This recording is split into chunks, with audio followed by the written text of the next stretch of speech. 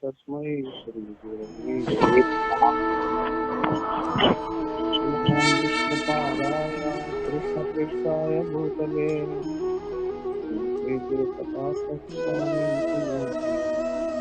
నమో ఆచార్య పాదాయ వికారి కృపాప్రదాయినే గౌరకథా దామోదాయ నగర గ్రామతారిణి जय श्री कृष्ण चैतन्य प्रभु नित्यानंद श्री अद्वैत गदाधरा श्रीवासादि गौर भक्त वृंदा हरे कृष्णा कृष्ण कृष्ण हरे हरे हरे राम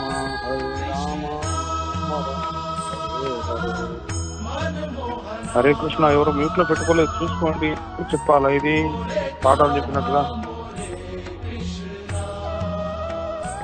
రోజు మాట్లాడుతున్నప్పుడు మంచిగానే వస్తుంది మీ వాయిస్. శ్లోకం చదివేటప్పుడు కూడా అదే చదవండి అలాగే. అప్పుడు మంచిగా రికార్డ్ లో కూడా భాగవతం మొత్తం చాలా వాయిస్ తక్కువ రికార్డ్ అయింది ప్రభుజీ. మంచిగా అయిందా తక్కువ అయిందా? తక్కువ రికార్డ్, వాయిస్ తక్కువ, వాయిస్ స్లోగా, చెవులు దగ్గరికి ఇప్పుడు వినబడుతుంది. మరి ఆ వాయిస్ పెంచడం ఉంటది కదా, రాజశేఖర్ ఒక ఐడియా లేదా? అది వాయిస్ పెంచి కూడా చేయొచ్చు దాన్ని. అదే వాయిస్ పెట్టి చేస్తున్నాడు ఏంటి, కొంచెం పెంచుకోవాలి వాయిస్ దానిలో. సరే ఓకే. భగవద్గీత 9వ అధ్యాయం పరమవిషయ జ్ఞానం నుండి విషయాన్ని తెలుసుకుందాం మనం. 16వ శ్లోకం ఇవాళ, అంతే కదా? 16వ శ్లోకం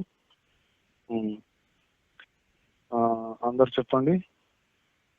అహం క్రతురహం యజ్ఞః అహం క్రతురహం యజ్ఞః అహం క్రతురహం యజ్ఞః అహం క్రతురహం యజ్ఞః స్వదాహమహమౌషధం స్వదాహమహమౌషధం స్వదాహమహమౌషధం స్వదాహమహమౌషధం మంత్రోహమహమేవాచ్యం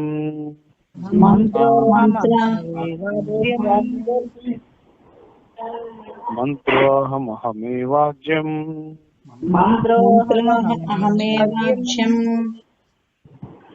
అహమగ్నిరహం హుతం అహమగ్నిరహం హృతం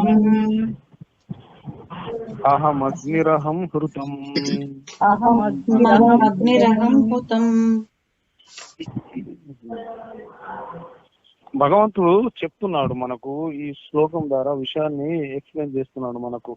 ఏం చెప్తున్నాడంటే, ఇప్పుడు ఇక్కడ నుండి ఒక 4 శ్లోకాల వరకు భగవంతుడు మనకు ఏం వివరిస్తాడంటే, ఈ యొక్క సమస్త విశ్వాన్ని ఆరాధించుట భగవంతుని ఉపాసన ఎట్లా అవుతుంది అనే విషయాన్ని చెప్తున్నాడు. ఈ యొక్క 4 శ్లోకాల ద్వారా చెప్తున్నాడు. ఇప్పుడు మనం చెప్పుకోబోయే 16 నుండి కంటిన్యూషన్ 4 శ్లోకాల వల్ల. అంటే భగవంతుని ఉపాసన ఎట్లా అవుతుంది, ఈ యొక్క సమస్త విశ్వాన్ని ఆరాధించడం అనే విషయాన్ని భగవంతుడు తెలియజేయడానికి ఈ 4 శ్లోకాల్లో ఈ యొక్క విశ్వం అంతా కూడా తన స్వరూపమే అని ప్రతిపాదిస్తున్నాడు. ఇక్కడ ఇది రాజవిద్య రాజగుహ్యోగం అని కూడా ఉంటుంది, మనకు పరమ గుహ్య జ్ఞానం అని చెప్తున్నారు ఇక్కడ ఇది. అయితే భగవంతుడు చెప్తున్నాడు, కానీ నేనే క్రతువును యజ్ఞమును పితరులకు ఒసగే ఆహుతిని స్వస్థ కూర్చే ఔషధమును దివ్య మంత్రాన్ని నేనే నెయ్యిని అగ్నిని ఆహుతిని అని చెప్తున్నాడు భగవంతుడు. దీనికి భాష్యం జగద్గురు పూజ్య శ్రీ యేసు భక్తి వేదాంత స్వామి లీల ప్రపాదుల వారి ద్వారా జ్యోతిష్ఠోమని తెలియబడే వైదిక యజ్ఞం కూడా శ్రీకృష్ణుడే. స్మృతిలో పేర్కొనబడిన మహాయజ్ఞం కూడా అతడే. పితృలోకానికి అర్పించే ఆహుతి లేదా పితృలోక ప్రీత్యర్థము నిర్వహించే యజ్ఞము కూడా శ్రీకృష్ణుడే. నెయ్యి రూపంలో ఇదొక ఔషధముగా పరిగణించబడుతుంది. దీని సంబంధంలో ఉచ్చరించే మంత్రాలు కూడా శ్రీకృష్ణుడే. యజ్ఞంలో ఆహుతి ఇవ్వడానికి పాల పదార్థాలతో తయారు చేసే పలు ఇతర పదార్థాలు కూడా శ్రీకృష్ణుడే. అగ్ని పంచభౌతిక తత్వాలలో ఒకటి కనుక అది కూడా శ్రీకృష్ణుడే. అందుకే అది శ్రీకృష్ణుని భిన్న శక్తిగా చెప్పబడింది. ఇంకొక రకంగా చెప్పాలంటే వేదాలలోని కర్మకాండ విభాగంలో చెప్పబడిన వైదిక యజ్ఞాలు పూర్తిగా కూడా కృష్ణుడే. అంటే కృష్ణుని భక్తియుత సేవలో నెలకొన్న వారిని వేదాలలో చెప్పబడిన సమస్త యజ్ఞాలను చేసిన వారుగానే తెలుసుకోవాలి. ఏంటి ఇంతే అయిపోయింది, ఇది చిన్నదా? ఓకే. అంటే ఇక్కడ మనం అర్థం చేసుకోవాల్సిన విషయం ఏంటంటే, ఒక్కటే పాయింట్ లో దీన్ని తెలుసుకోవాల్సిందంటే, మనం ఈ సృష్టిలో చేసే ఏది కూడా, ఏ యజ్ఞాలు కానీ, ఏ కర్మకాండాలు కానీ, ఏది చేస్తూ కూడా అవన్నీ కూడా భగవంతుడే అనేది మనం తెలుసుకోవాలి. అంటే ఇక్కడ మనం అర్థం చేసుకోవాలంటే, అవన్నీ చేయకపోయినా ఒక్క కృష్ణుడిని మనం ఆరాధిస్తే, కృష్ణుడి యొక్క భక్తియుత సేవలో ఉంటే, అవన్నీ కూడా వేదాలలో చెప్పబడిన సమస్త యజ్ఞాలను చేసిన వాళ్ళుగానే మనం తెలుసుకోవచ్చు. అంటే దీని అర్థమైంది, కష్టపడి మనము క్రతువులు, యజ్ఞాలు, హోమాలు, కర్మకాండాలు ఇవేవి చేయాల్సిన అవసరం లేదు. ఒకటి చేస్తే అన్ని చేసినట్లే అంటారు కదా, ఆ ఒక్కటి ఏంటిది? ఒకటి తక్కువైంది అంటారు చూసినా, అది ఇది. ఇది వదిలిపెట్టి అన్ని చేసుకుంటే ఒకటి తక్కువైంది అనుకోవాలి ఎప్పుడైనా మనం. ఆ ఒకటేంటి? కృష్ణుడి భక్తి, కృష్ణ సేవ, ఇది తక్కువైంది అనుకోవాలి మనం. ఇది తెలుసుకునే ప్రయత్నం చేయాలి. మరి భగవంతుడు ఏమంటున్నాడు ఇక్కడ అంటే, మనకు ప్రతిది కూడా నేనే అని చెప్తున్నాడు. ప్రతిది కూడా నేనే అని చెప్తున్నాడు. ఇంకా మనం దీని గురించి కొంచెం డెప్త్ గా తెలుసుకుందాం. సర్వాత్మ స్వరూపుడైన ఈ యొక్క భగవంతుని స్వరూప ప్రభావం ఎలా ఉంటుంది అనేది మనకు ఈ శ్లోకాల ద్వారా అర్థమవుతుంది. అంటే అహం అంటే నేనే అని చెప్తున్నాడు, క్రతువు అని చెప్తున్నాడు ఇక్కడ. అంటే క్రతువు అంటే ఏంటిది? అగ్నిష్టోమాది శ్రౌత కర్మను క్రతువు అని చెప్తారు అన్నట్టు. అలాగే యజ్ఞాన్ని నేనే అంటున్నాడు. స్వదమును కూడా నేనే అంటున్నాడు. స్వదం అంటే ఏంటిది? పితృదేవతలకు ఇచ్చే అన్నము, అది కూడా నేనే అంటున్నాడు భగవంతుడు. మరి ఇంకేం చెప్తున్నాడు? మంత్రాన్ని నేనే అంటున్నాడు. ఛందస్సును నేనే అని చెప్తున్నాడు భగవంతుడు. ఇంకా ఆజ్యం అంటే ఏంటిది? ఘృతము, హవిస్సు అంటారు దాన్ని, అది కూడా నేనే అంటున్నాడు. నెక్స్ట్ హుతం అంటే హోమక్రియను కూడా నేనే అయి ఉన్నాను అని చెప్తున్నాడు భగవంతుడు. అంటే నేనే క్రతువును, నేనే యజ్ఞాన్ని, నేనే స్వదను, నేనే ఔషధాన్ని, నేనే మంత్రాన్ని, నేనే హవిస్సును, నేనే అగ్నిని, నేనే హోమక్రియను కూడా అని చెప్తున్నాడు భగవంతుడు. అంటే ఈ విశ్వమంతా కూడా భగవంతుని స్వరూపమే అని ఇక్కడ తెలియజేస్తున్నాడు. ఈ 4 శ్లోకాలు మనకు మీకు చెప్పుకోబోయే 4 శ్లోకాల ద్వారా భగవంతుడే ప్రతిపాదిస్తున్నాడు స్వయంగా. పరమాత్మ ఎట్లా చెప్తాడు? సర్వవ్యాపకులై విశ్వతోముఖులై ఉంటాడు భగవంతుడు. సమస్త పదార్థాలందు కూడా ఆయనే వెలిగి ఉన్నాడు అన్నట్టు. ఎట్లా అంటే వెలిసి ఉంటాడు అన్నట్టు. దాంట్లోనే సమస్త పదార్థాలలో కూడా ఆయనే నిబిడీకృతమై ఉంటాడు అన్నట్టు. ఈ వాక్యాన్ని రుజువు చేయడానికే మనకు యజ్ఞ క్రియను తీసుకొని దాని అందు ఉపయోగించు విషయాన్ని చెప్తున్నాడు. సమస్తాన్ని పరమాత్మ స్వరూపమేనని తెలియజేస్తున్నాడు ఇక్కడ. అంటే దేవతలను, పితరులను ఉద్దేశించి చేయబడే శ్రౌత కర్మలు, స్మార్త కర్మలు, ఇవన్నీ కూడా, వీటి సాధనలు అన్ని కూడా నేనే అని భగవంతుడు చెప్తున్నాడు. అంటే క్రతువులు అంటే ఏమిటిది? మనం ఇప్పుడు చెప్పుకున్నాము, అగ్నిష్టోమం శ్రౌత కర్మలు, శృతి విహితమైన కర్మలు అన్నట్టువి. యజ్ఞాలంటే ఏంటిది? పంచమహాయజ్ఞాది స్మార్త కర్మలు, స్మృతి విహిత కర్మలు అన్నట్టువి. శృతి, స్మృతి. స్వద అంటే ఇతరులకు పిండ ప్రదానం చేసే అన్నము, ఔషధులు, అంటే సమస్త ప్రాణులు తినే ఆహారము. ఆహారం అంటే మనము భగవంతుడు ఇంకా డెప్త్ గా చెప్పిన సబ్జెక్టుల గురించి కూడా తెలుసుకుందాం మనం. అంటే మనకు ఉండే ఆహార నియమాలు ఎట్లా ఉండాలి అనేది కూడా మనకు భగవంతుడు అందించండి అన్నట్టు. అంటే ఈ ఆహార విషయంలో కూడా ఆధ్యాత్మిక ప్రగతికి చెందిన సాధనని మనం ఎట్లా చేసుకోవచ్చు అనేది భగవంతుడు ఎన్నో విధాలుగా మనకు తెలియజేసాడు. ఆహార శుద్ధం సత్వశుద్ధి ధ్రువా స్మృతి అన్నారు. అంటే సత్వగుణ సంపన్నమైన ఆహారాన్ని తినడం వల్ల మనిషి మహర్షి అవుతాడు. మరి ఇలాంటి సాత్వికతను సంపాదించుకోవడానికి శాస్త్రాల్లో మనం తినే భోజనం విషయంలో నియమాలు, ఏ నియమాలు పాటించాలని చెప్పారంటే, పవిత్రమైన ఆహార లక్షణాలు ఎలా ఉంటాయని మనం తెలుసుకున్నాం. మొదటి లక్షణం ఏమిటి? ధర్మంగా సంపాదించినదే స్వీకరించాలి. చూడండి. రెండవ లక్షణం ఏంటి? ఇతరులతో పంచుకున్నాకే స్వీకరించాలి మనం తీసుకునే ఆహారం. మరి మూడవ లక్షణం ఏంటి అని చెప్తున్నారు ఇక్కడ? దేవుడికి నైవేద్యం పెట్టినదే ఆహారంగా స్వీకరించాలి, అప్పుడు అది యజ్ఞ ప్రసాదం అవుతుంది మనకు. నాలుగవ లక్షణం ఏం చెప్తున్నారు మనకు? శాస్త్ర ప్రమాణాలు మితంగా స్వీకరించాలి ఆహారాన్ని. 5వ లక్షణం ఏం చెప్తున్నారు? దైవ స్మరణతో స్వీకరించాలి. మనం ఆహారం స్వీకరించినప్పుడు ప్రసాద సేవా సమయంలో భగవన్నామ స్మరణం అని చెప్తారు మనకు. అందుకని 6వ లక్షణం ఏంటిది? సాత్వికమైన ఆహారాన్ని స్వీకరించాలి. చూడు, ఈ 6 లక్షణాల కోసం ఇంకా కొంచెం డెప్త్ తెలుసుకుందాం. భగవంతుడు ఇచ్చింది కాబట్టి ఈ రోజు మనకు ఆ సందర్భం వచ్చింది కాబట్టి చెప్పుకుంటున్నాం. మనం ధర్మంగా సంపాదించింది ప్రథమ లక్షణం. ధర్మంగా సంపాదించిందంటే మనము ధర్మంగా సంపాదించిన ధనంతో ఆహారాన్ని స్వీకరించాలి. అట్లా కాకుండా అధర్మంగా సంపాదించిన ధనంతో తీసుకునే ఆహారం వల్ల కలిగే ఫలితాన్ని మనకు శాస్త్రం చెప్తుంది.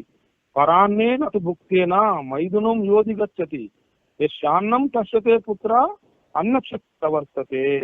అంటే అపవిత్రాన్ని, అంటే ఇతరులని పీడించి, ఇతరులను మోసగించి, ఇతరుల దగ్గర దొంగిలించి, లేకపోతే అన్యాయంగా సంపాదించిన ధనంతో పొందే ఆహారం వల్ల దుర్మార్గులైన సంతానం లభిస్తుంది మనకు. బాగా అర్థం చేసుకోవాలి. మన సంతానం దుర్మార్గులై ఉంటారట అప్పుడు లభించే సంతానం. నిజాయితీగా సంపాదించే వాళ్ళు నిర్వహించే వేడుకలకు వెళ్ళి భోజనం చేయొచ్చు. అధర్మంగా సంపాదిస్తారని తెలిసి కూడా అలాంటి వాళ్ళు పెట్టే ఆహారం తింటే ఆ పాపంలో మనకి కొంత భాగం అంటుకుంటుంది అని శాస్త్ర ప్రమాణం చెప్తుంది. ఎందుకు? యజమాన కృతం పాపం అన్నమాశ్రిత్య తిష్టతి తస్మాదన్నం నా గృహీణ్యాతు ప్రాణై కంఠగతైరసి అని చెప్తుంది. అంటే పాపంతో సంపాదించిన ధన వినియోగంతో వడ్డించే అన్నంలో దాన్ని వడ్డించే యజమాని చేసిన పాపం కూర్చుని ఉంటుంది. ఇది తెలుసుకోవాలి ఫస్ట్ మనం. ఆ అన్నం తిన్నవానికి ఆ పాపం చుట్టుకుంటుంది, వేద ప్రమాణం చెప్తుంది మనకు.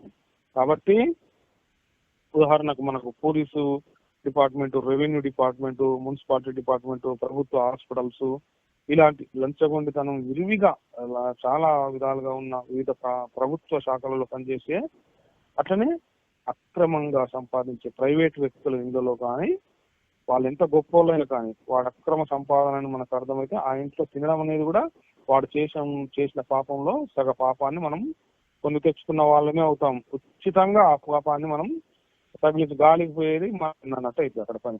అట్లనే వాళ్ళు జరిపే పెళ్లిళ్ళకు కానీ వాళ్ళంటే జరిపిన శుభకార్యాలకు కానీ తెలిసిన వాళ్ళు, విజ్ఞులైన వాళ్ళు అస్సలు తినకూడదు అక్కడ. అలా తింటే ఆ ఆహారం మనిషి యొక్క మనసు మీద ఎలా పనిచేస్తుందో మనం తెలుసుకుందాం. ఎట్లా అంటే ఒక లంచగొండ అయినా తన బంధువు ఇంట్లో భోజనం చేసి రాత్రి అక్కడే పడుకున్నాడు అన్నట్టు ఓ సాత్వికుడు. ఆ రాత్రి వాళ్ళ ఇంట్లో పూజా మందిరంలోని సాలగ్రామాన్ని దొంగిలించిండు అన్నం తిని పడుకున్నాక. మళ్ళీ తెల్లారినాక ఉదయం ఆ ఇంటికి వెళ్తూ వాళ్ళ సొంత ఇంటికి వెళ్తూ ఇంట్లోకి వెళ్ళిపోయి బయటికి వెళ్తాడు. వెళ్ళి చెరువులో స్నానం చేసిన తర్వాత అప్పుడు అనిపిస్తుంది నేను దొంగిలించడం తప్పు కదా అన్న ఆలోచన కలిగి వెనక్కి వెళ్ళి దాన్ని యథాస్థానంలో ఉంచిన తర్వాతనే ఆయనకు శాంతి కలుగుతుంది అన్నట్టు మనసులో. ఆ బంధువు అన్యాయంగా సంపాదించింది తినబట్టి ఆ రాత్రి దాని సూక్ష్మ భాగం ఏమైంది అంటే ఆయన మనసులో ప్రవేశించి అతనికి పరాయి సొమ్ము మీద దురాలోచన కలిగింది. చూడండి ఇక్కడ పాయింట్. దాన్ని విసర్జించిన తర్వాత అతనికి ఉన్న పూర్వపు సాత్వికత ఏదైతుందో దానివల్ల తన తప్పు తెలుసుకుంటాడు. తెలుసుకుని వెంటనే ధర్మంగా ప్రవర్తించగలుగుతాడు. అంటే ఆహారాన్ని ఎలా ఎంత సంపాదించాలో మనకు శాస్త్రం తెలియజేస్తుంది. అత్రాహారార్థం కర్మ కుర్యదనిధ్యం కుర్వాదాహారం ప్రాణ సంధారణార్థం ప్రాణ సంధార్య తత్వ సంపాదనార్థం తత్వం సంపాద్యం ఏన భూయోన జన్మ. అంటే ఆహారం కోసం పాపం లేని పనిని చేయడం ధర్మం. ప్రాణం నిలిచి మన అనుష్ఠానం చేసుకోవడానికి ఎంత ఆహారం అవసరమో అంతే తీసుకోవాలి. ప్రాణం నిలవడానికి కారణం తత్వజ్ఞాన సంపాదన కోసం. తత్వజ్ఞానం ఎందుకు సంపాదించాలంటే మళ్ళీ మరో జన్మ లేని మోక్షం కోసం సంపాదించాలి తత్వజ్ఞానాన్ని.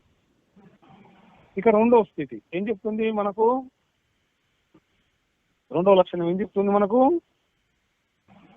ఇతరులతో పంచుకున్నాకే తినాలి, స్వీకరించాలి ఆహారం అనేది రెండో లక్షణం చెప్పబడుతుంది మనకు. మనం తీసుకునే ఆహారం మనం మాత్రమే తినక తోటి వారికి లేదా కనీసం నోరు లేని జీవులకైనా పెట్టి ఆ తర్వాత మనం తింటే ఎలాంటి పాపం అంటారు మనకు. అట్లా చేయకుండా తింటే ఏమవుతుంది? దొంగతనం చేసి తినే పాపం అంటుకుంది మనకు. అది భగవంతుడు మనకు శాస్త్ర ప్రమాణాలను చెప్పిండు మనకు ఆల్రెడీ. ఏం చెప్పిండు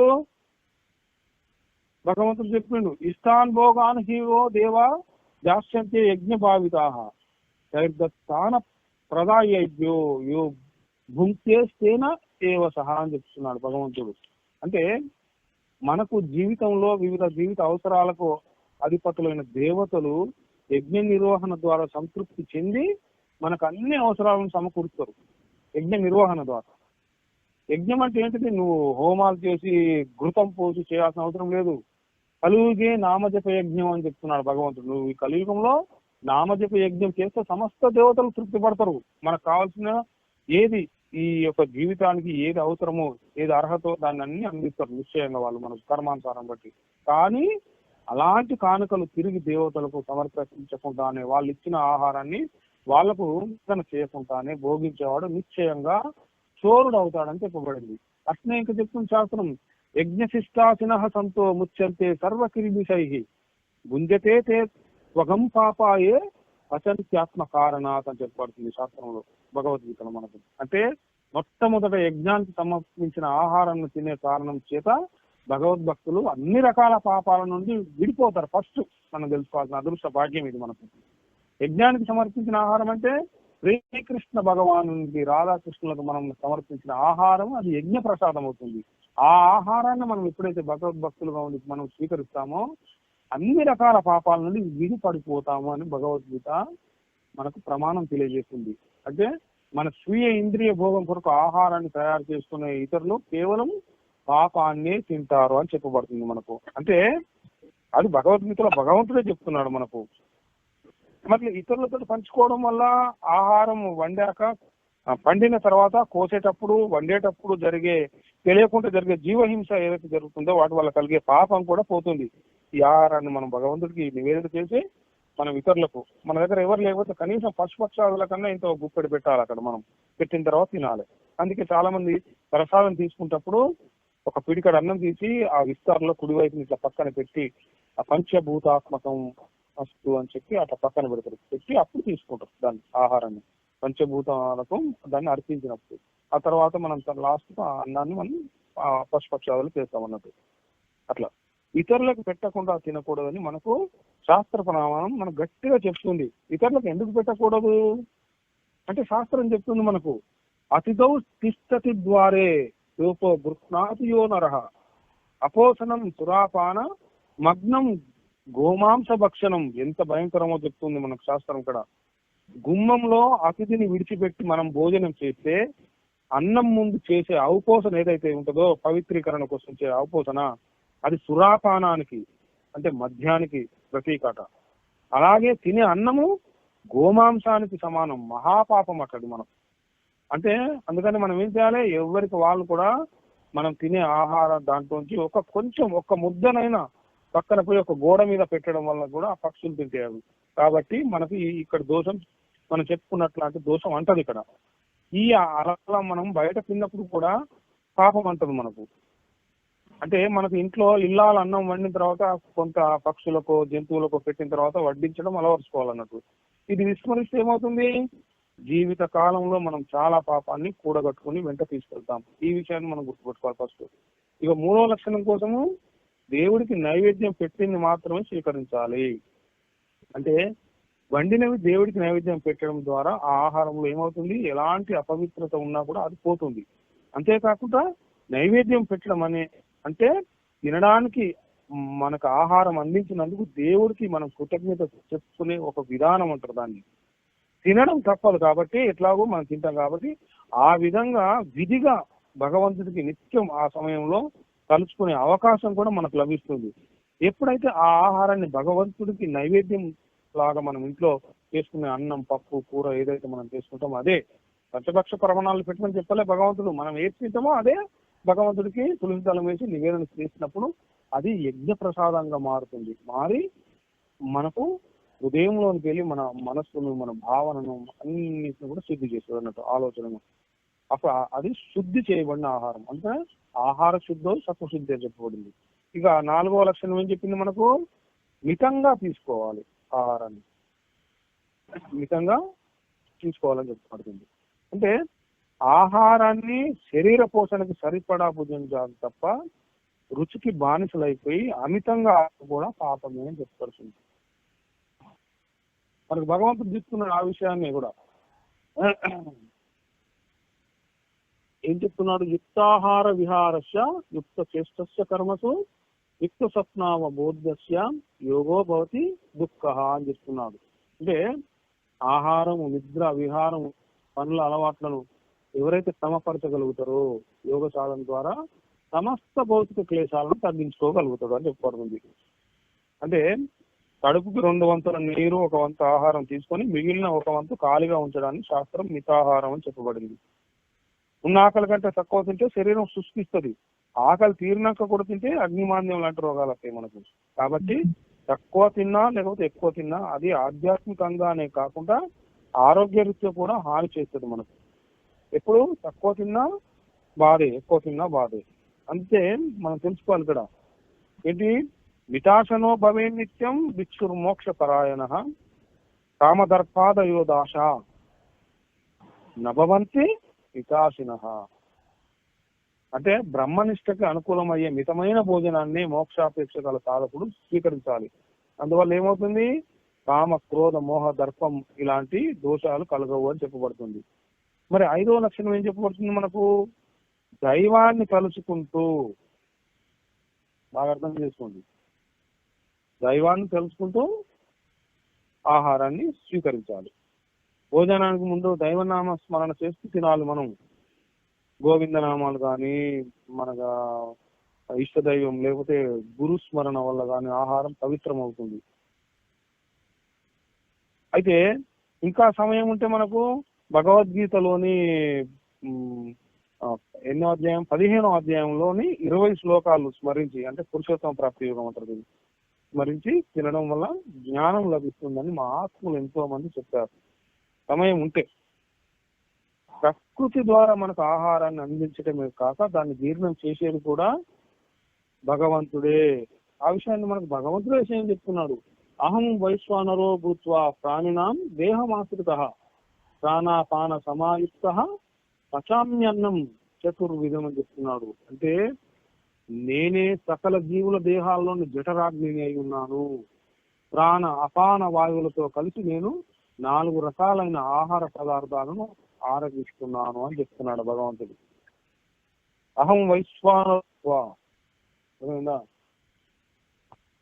ఇదంతా భగవంతుడే. కాబట్టి భగవంతుడికి మనం కృతజ్ఞత చెప్పుకొని తినడం కోసం కూడా ఈ స్మరణ చేసుకోవాలి. చేస్తే మనకు ఆధ్యాత్మిక పురోభివృద్ధి కలుగుతుంది.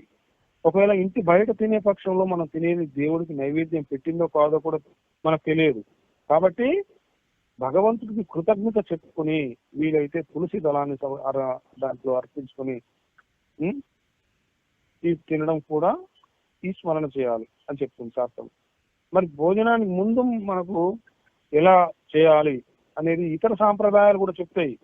అన్నపూర్ణే సదాపూర్ణే శంకర ప్రాణవల్లభే జ్ఞాన వైరాగ్య సిద్ధార్థం భిక్షాం దేహీ చ పార్వతి ఇతర సాంప్రదాయాలు కూడా చెప్తాయి. అంటే దీనికి అంత ప్రాముఖ్యతనిచ్చిండు ఆహార శుద్ధి అయిన ఆహారం కోసం. మళ్ళీ అలాగే ఉత్తర భారతదేశంలోని చాలా ఆశ్రమాలలో కూడా భగవంతుని స్మరణ చేస్తూనే వడ్డించడం అలవాటు అన్నట్టు. అక్కడ ఎట్లా మనకు ఇక్కడ ఏమంటాం, ఇంకా అన్నం కావాలా, సాంబార్ కావాలా, పప్పు కావాలా అని అడుగుతాం కదా మనం ఎవరైనా వడ్డించేటప్పుడు. అక్కడ ఏమంటారు? చావల్ రామా, పానీ రామా, రోటీ రామా, దాల్ రామా అంటూ ఇలా వడ్డించే పదార్థం చివరన కూడా భగవంతుని లేకపోతే రామ లేకపోతే గోవింద అనే దైవనామాలు కలిపి వడ్డించే వాళ్ళు పలుకుతారు అక్కడ. అందువల్ల దైవ స్మరణ శ్రవణం తప్పనిసరిగా ఎక్కువ సార్లు జరుగుతుందని ఈ ఆచారాన్ని మన మహాత్ములు ఎన్నో రోజుల కిందనే, యుగాల కిందనే ప్రవేశపెట్టడం జరిగింది మనకు. ఇవన్నీ కూడా మనం ఆచరించే స్థితిలో ఉండాలి. ఫస్ట్ అన్నం వండేటప్పుడు కూడా దైవ స్మరణ చేస్తూ వండడం మంచిది. ఎందుకంటే వండే వాళ్ళ సంస్కారాలు కూడా వాళ్ళ ఊపిరి ద్వారా ఆహారాన్ని అంటుకుంటుంది అన్నట్టు. అంటుకొని దాన్ని తిన్నవారికి ఆ సంస్కారాలు అంటుకుంటాయని కూడా శాస్త్రం చెప్తుంది మనకు. అందుకే పూర్వ కాలంలో ఆధ్యాత్మిక సాధనలు చేసేవాళ్ళు వాళ్ళ భార్యలు లేకపోతే వాళ్ళ సొంత చేతి వంట తప్ప ఇతరులు వండింది తినేవాళ్ళు కాదు. దీన్ని వాళ్ళు జీవిత కాలం ఒక వ్రతంగా పాటించేటోళ్ళు అన్నట్టు పూర్వకాలంలో. ఇప్పుడు ఆ పరిస్థితులు లేవు. అది కృతయుగం, త్రేతాయుగం, ద్వాపర యుగ స్థితులు. అది అన్నం వండేటప్పుడు విష్ణు సహస్రనామాలలో లేకపోతే లలితా పారాయణం లేకపోతే ఇంకేదైనా దైవనామ స్మరణ చేయడం వల్ల కూడా ఆహారం పవిత్రం అవుతుందని శాస్త్రం చెప్తుంది మనకు. తిన్న వాళ్ళకు మంచి ఆలోచనలు, ఆరోగ్యం కలుగుతాయని చెప్తుంది శాస్త్రం. అంటే ఎవరికైనా అన్నం తల్లి వడ్డిస్తే మంచిది. ఎందుకంటే భార్యతో సహా ప్రతి వాళ్ళు కూడా ఏదో ఒక ప్రతిఫలాన్ని ఆశించే ప్రేమను వ్యక్తం చేస్తారని చెప్తుంది. మరి ఏం ఆశిస్తారో తెలియదు. తల్లి అలా కాదు. ఏ ప్రతిఫలం ఆశించకుండా తన బిడ్డ కడుపు నిండాలన్న సహజమైన ప్రేమతోటే అన్నం వడ్డిస్తుంది తల్లి. అలాంటి అన్నం తినడం పుణ్యం అన్నట్టు. ఈ రోజు మనం ఏం తింటున్నాం అన్నది రేపటి మన మానసిక లేకపోతే మన శారీరక దేహస్థితులను నిర్ణయిస్తుంది. అందుకని ఆహారం పవిత్రీకరించబడాలి ఖచ్చితంగా అనేది మనం తెలుసుకోవాలి. సాత్వికమైన ఆహారాన్ని స్వీకరించాలి. ఇక 6వ లక్షణం అంటే మనం ఇప్పుడు తెలుసుకున్న విషయాలన్నీ కూడా ఆహారాన్ని సాత్వికం చేస్తాయి. ఆహారాన్ని స్థూల భాగంతో అంటే శరీరం ఏదైతుందో అన్నమయ కోశం, సూక్ష్మ భాగంతో అంటే మనస్సు, మనోమయ కోశం ఏర్పడతాయి అన్నట్టు ఆహారంలోని ఆ భాగాలతో. సాత్విక ఆహారం వల్ల సాత్వికమైన మనస్సు, రజోగుణ ఆహారం వల్ల రజోగుణ మనస్సు, తామస గుణ భోజనం వల్ల తామసమైన మనస్సు ఏర్పడతాయి మనకు. ఈ 3 గుణాలకు చెందిన ఆహారం గురించి మనకు భగవంతుడు వివరంగా చెప్పింది అన్నట్టు. శాకాహారం సాత్విక భోజనం కిందికి వస్తుంది తప్ప మాంసాహారం సాత్విక ఆహారం కాదు ఎప్పటికీ. సాత్విక భోజనం వల్ల ఆధ్యాత్మిక సాధనలో ప్రగతి తప్పుతుంది. మనకు మాంసాహారం తీసుకోవద్దు ఖచ్చితంగా అని మనకు మహాభారతంలో దేంట్లో చెప్తారంటే అనుశాసనిక పర్వంలో చెప్పడం జరుగుతుంది అన్నట్టు. ఇచ్చేతు పురుషోత్యంతమాత్మానం నిరుప్రథమం వర్జయేత్ మాంసాని ప్రాణినామిహ సర్వశః అని అనుశాసనిక పర్వం 115వ అధ్యాయంలో 55వ శ్లోకం ద్వారా మనకి ఈ విషయం తెలియజేయబడుతుంది. అంటే మాంసభక్షణ ఎప్పుడు కూడా నిషిద్ధమే. మనకు మాంసభక్షణ ధర్మాన్ని నాశనం చేస్తుంది. కాబట్టి మాంసాన్ని విసర్జించి ధర్మాన్ని నిలబెట్టాలి. సాత్విక ఆహారం తీసుకుంటే కలిగే ప్రయోజనాలన్నీ కూడా మన ఆచార్యులు పూర్వం నుండి మనకు యుగాలు వస్తున్నటువంటి మహాత్ములు యమస్మృతి ద్వారా తెలియజేస్తున్నారు. సర్వేషామేవ మాంసానాం మహం దోషస్తు భక్షణే నివర్తనే మహాపుణ్యమితి ప్రాహ ప్రజాపతి. అంటే ఏ రకమైన మాంసాన్ని తిన్నా అది దోషమే, దాన్ని వదిలివేయడం మహాపుణ్యాన్ని కలిగిస్తుంది అని చెప్తుంది మనకు యమస్మృతి. అంటే మాంసభక్షణం అనేది మన దేశ ప్రజల్లో ఇప్పుడు అధికమవుతుంది. స్వతంత్రానికి పూర్వం ఉన్న పశువధశాలలకు 1000 రెట్లు నేడు అవి పెరిగినాయి అన్నట్టు. పశువధశాలలు జీవహింస నరక ద్వారాన్ని తెరుస్తుంది అనేది ఆర్యులు చెప్తున్నారు మనకు. అంటే ఆహార శుద్ధౌ సత్వశుద్ధౌ ధ్రువస్మృతి స్మృతి లభ్యే సర్వగ్రంథినాం విప్రమోక్ష. చూడండి, పరిశుద్ధ ఆహారం తీసుకోవడం వల్ల స్వభావం అంటే మనస్సు పరిశుద్ధం అవుతుంది, జ్ఞాపక శక్తి పెరుగుతుంది. దాంతో మానవునికి సంబంధాల నుంచి విముక్తి కలిగి మోక్ష మార్గంలోకి తీసుకువెళ్తుంది అది అనేది మనం అర్థం చేసుకోవాలి. మరి ఆహారం తీసుకున్న విషయంలో కొన్ని నియమాలు కూడా ఉంటాయి. వాటిని శారీరక ఆరోగ్యానికి పాటించడం శ్రేష్టం అనేది కూడా తెలుసుకోవాలి. ఏది కూడా నిలుచుని తినకూడదు, ఏ ఆహారం కూడా నిలుచుని తినకూడదు. కానీ ఈ రోజున బఫే సిస్టమ్ వచ్చి అందరూ అన్ని నిలుచునే తింటున్నారు. ఏది నిలుచుని తాగకూడదు, కూర్చునే వాటిని స్వీకరించాలి. ఈ స్పీడ్ కల్చర్ లో ఇప్పుడున్న పరిస్థితి ఏంది, నిలబడి మాత్రమే పని కాని చేస్తున్నారు. అట్లా నిలబడి తినేటివి ఒక్క జంతువులే అని మనం తెలుసుకోవచ్చు. అలాగే భోజనం తర్వాత కూడా స్నానం చేయకూడదు అని చెప్తుంది శాస్త్రం. అంటే ఎప్పుడు తినాలో ఎప్పుడు తినకూడదో కూడా శాస్త్రం నిర్దిష్టంగా మనకు చెప్పింది. యమాంతరే భోజనం రోగకారి, యమాద్వియే భోజనం రోగహారి, యమాత్రయే భోజనం శోషకారి, యమాంత్యే భోజనం నష్టకారి. మొదటి జాములో తినడం వల్ల రోగం వస్తుంది, 2వ జాములో తినడం వల్ల రోగ నాశనం జరుగుతుంది, 3వ జాములో తినడం వల్ల నీరసం వస్తుంది, ఇక 4వ జాములో తినడం వల్ల శరీరానికి నష్టం కలుగుతాయి. ఇక్కడ ఈ జాము అంటే అర్థం ఏంటిదో కూడా చెప్తాను, వినండి మంచిగా. ఒక రోజుకు ఎన్ని జాములు ఉంటాయి అంటే 8 జాములు ఉంటాయి. పగలు 4 జాములు, రాత్రి 4 జాములు ఉంటాయి.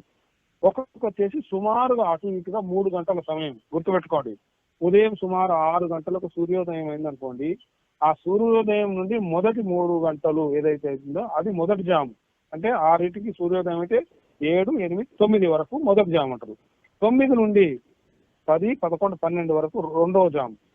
ఈ మొదటి జాములో భోజనం చేస్తే రోగకారి అవుతుంది. మనకు రోగాలన్నీ వచ్చేస్తాయి. కానీ మనం ఆ టైంలోనే శుభ్రంగా కానిచ్చేస్తాం. ఎప్పుడైతే 9 తర్వాత మనం తీసుకుంటాం ఆహారము, రోగహారి అది. అంటే ఆ టైంలో ఆ జాములో తినడం వల్ల రెండో జాములో రోగనాశనం జరుగుతుంది మనకు, మంచి ఆరోగ్యానికి. మరి 12 వరకు కదా, 12 తర్వాత 12 నుండి 3 గంటల వరకు మూడవ జాము. అప్పుడు నీరసం వచ్చేస్తుంది శరీరానికి, శోషకారి అవుతుంది. ఆ తర్వాత 4వ జాములో 3 తర్వాత నుండి మళ్ళీ సాయంత్రం 6 గంటల వరకు సూర్యాస్తమయం అక్కడి వరకు తింటే నష్టకారి. ఆ టైంలో భోజనం మన ఆరోగ్యాన్ని ఎంతో నష్టం చేసుకున్న వాళ్ళు. అందుకే అజీర్ణే భోజనం విషం అని కూడా చెప్తుంది. అజీర్ణ కాలంలో చేసే భోజనం విషంతో సమానం అని కూడా చెప్తుంది మనకు. అభుక్వాతు దివా నిద్ర పాషాణ మతి జీర్ణయేత్ భుక్తాయతి దివా నిద్ర అస్త్యగ్నిం కురుతే కపాన్ అని చెప్తుంది శాస్త్రం. అంటే రాత్రి నిద్రపోని వారు పగలు భోజనం చేస్తే ఆహారం జీర్ణం కాదు. రాత్రి నిద్రపోని వాళ్ళు మరి నిద్రపోయాక తింటే రాళ్ళు కూడా జీర్ణం అవుతాయి. అంటే భోజనం చేశాక పగలు నిద్రిస్తే మనకు కఫరోగాలు కలిగి ఆకలి నశిస్తుంది అనే విషయాన్ని మనం తెలుసుకోవచ్చు. అంటే ఇంకా మనం ఏమేమి తినొచ్చు అని కూడా చెప్తుంది శాస్త్రం మనకు. భుక్త్వా మలకం పథ్యం భుక్త్వాతు బదరీ ఫలం కపిత్తం సర్వదా పథ్యం కలిన కదాచన. తరగడుపున ఉసిరికాయ తింటే మంచిది. భోజనం అయిన తర్వాత రేగుపండు, వెలగపండుని ఏదైనా తినొచ్చు, అది మంచిది మనకు. అరటి పండుని ఎప్పుడూ తినకూడదు, లావు అవుతారు కాబట్టి అని చెప్తుంది శాస్త్రం. అట్లనే శాస్త్రం ఇంకా చెప్తుంది మనకు, ఇప్పుడు ఒక ఆహారం విషయం తీసుకుంటే ఎంత డెప్త్కి వెళ్ళాల్సి వస్తుందో భగవంతుడు ఇచ్చిన దాంట్లో. వృతేన వర్ధతే బుద్ధి క్షీరేణ ఆయుష్యం వర్ధనం శాకైన వర్ధతే వ్యాధిర్మాసం మాంసేన వర్ధతే అని చెప్తుంది. నేతి చేత బుద్ధి బలం పెరుగుతుంది, పాల చేత ఆయుష్, కూరగాయల వల్ల వ్యాధి నశిస్తుంది, పాల చేత ఆయుష్ పెరుగుతుంది. అర్థమైందా? ఒకవేళ మాంసాహారులు శరీరం పెరగాలని మాంసం తిన్నా నరకానికి ద్వారాలు తెరవబడతాయి అక్కడ. ఈ మాంసం వల్ల ఆ జంతు మాంసం తినడం వల్ల వీని మాంసం పెరుగుతుంది శరీరంలో. కానీ నేను మాంసం పెరిగి శరీరం పుష్టిగా తయారైపోయిన అవుతుంది అనుకుంటాడు, కానీ నరక ద్వారాలు తెలుసుకుంటున్నాయి అక్కడ అనేది కూడా తెలుసుకోవాలని చెప్తుంది శాస్త్రం మనకి ఇక్కడ. అది అంటే ప్రపంచంలోని జీవరాశుల ఉత్పత్తి, జీవనానికి ముఖ్యమైన సంభోగం ఆహారం అన్నట్టు. వీటిని నిర్వహించే ఇంద్రియాలు బుద్ధ్యేంద్రియము అంటే జననేంద్రియము, జిహ్వేంద్రియం అంటే నాలుక. మిగిలిన అన్ని ఇంద్రియాల కన్నా ఈ రెండు చాలా బలమైనవి అన్నట్టు. కాబట్టి వీటిని జయించడం కష్టం. ప్రకృతి వీటిని బలవంతం చేయడానికి కారణం జీవుల ఉత్పత్తి, వాటి జీవనం కొనసాగాలని. కానీ ఇక్కడ ఇంకొక విషయం అర్థం చేసుకోవాలి మనం. శ్రీకృష్ణ చైతన్య మహాప్రభు ఆయన గురువు గారి దగ్గరకు ఉపదేశం కోస్తే ఆయన ఏం చేస్తాడు, వాళ్ళ గురువు గారు చైతన్య మహాప్రభువుకు ఆయన నాలుక శాపం అని చెప్పి ఆయన నాలుక మీద, చైతన్య మహాప్రభు యొక్క నాలుక మీద ఒక కొంచెం చక్కెర పోసి చెప్తాడు. ఏమని? చైతన్య, నేను స్నానానికి వెళ్తున్నాను, వచ్చేదాకా అలాగే ఉండని చెప్పి వెళ్తాడు అన్నట్టు ఆ గురువు. చైతన్య మహాప్రభు ఏం చేస్తాడుగా, స్నానం అయ్యాక ఆయన సంధ్య వార్చుకుని వచ్చేసరికి చైతన్య మహాప్రభు నిలబడ్డ చోటి నుండి కూడా కదలకుండా అట్లాగే నిలబడున్నాడు చైతన్య మహాప్రభు. నాలుక మీద చక్కెర గింత కూడా కరిగిపోలేదు, అట్లనే ఉన్నది అన్నట్టు. కొంచెం కూడా తడవలేదు ఆ నాలుక మీద చక్కెర కూడా. అంటే నాలుక మీద ఆధిక్యత సంపాదించిన చైతన్య మహాప్రభు మంత్రోపదేశానికి అర్హుడని గ్రహించిన ఆ గురువు తక్షణమే అతనికి మంత్రోపదేశం చేస్తాడు. అంటే గురువు రకరకాలుగా పరీక్షిస్తాడు, మనల్ని గుర్తుపెట్టుకోవాలి. నోటి మీద చక్కెర పోసి పరీక్ష ఏంటారా బాబు అనుకుంటే అందులోని అంతరార్థం ఏంటో అర్థమైందా చైతన్య మహాప్రభు ద్వారా? అంటే జిహ్వేంద్రియం అతి బలిష్టమైంది అన్నట్టు. అంటే ఈ ఆనందపు సంఖ్యలను ఛేదించుకొని శరీర పోషణకు సరిపడా తినగలగడమే ఆ ఇంద్రియం మీద సాధించిన గుర్తు. ఇదే మనం దైవం వైపు వేసే పెద్ద అడుగు అవుతుంది అనేది మనం తెలుసుకోవాలి. అంటే భగవంతుడు చెప్పిన కేవలం నేనే ప్రతిదాన్ని, అంటే పాలతో చేసే సమస్త పాల పదార్థాలలో నేనే వెలిసి ఉన్నాను అని చెప్తున్నాడు. ఆహారంలో, నెక్స్ట్ మూలిక వాటిలలో కూడా నేనే వెలిసి ఉన్నాను అని భగవంతుడు చెప్తున్నాడు. ప్రతిది కూడా ఆయనే అని మనం అర్థం చేసుకోవాలి. అంటే ఇన్ని రకాల యజ్ఞాలు ఈ లోకంలో చూపించినా కానీ భగవంతుడు ఒక్క నన్ను ఆరాధిస్తే అన్ని చేసినట్టే అని చెప్తున్నాడు. అందుకే సర్వధర్మాన్ని పరిత్యజ్య మామేకం శరణం వ్రజ అహంత్వా సర్వ పాపేభ్యో మోక్షయిష్యామి మా శుచ అంటున్నాడు భగవంతుడు. ఈ విధంగా మనం భగవంతుని యొక్క విషయం ఏదైతే ఉందో, ఈ యొక్క గుహ్య యోగం ఏదైతే ఉందో మనం తెలుసుకోవచ్చు ఈ విధంగా. అయితే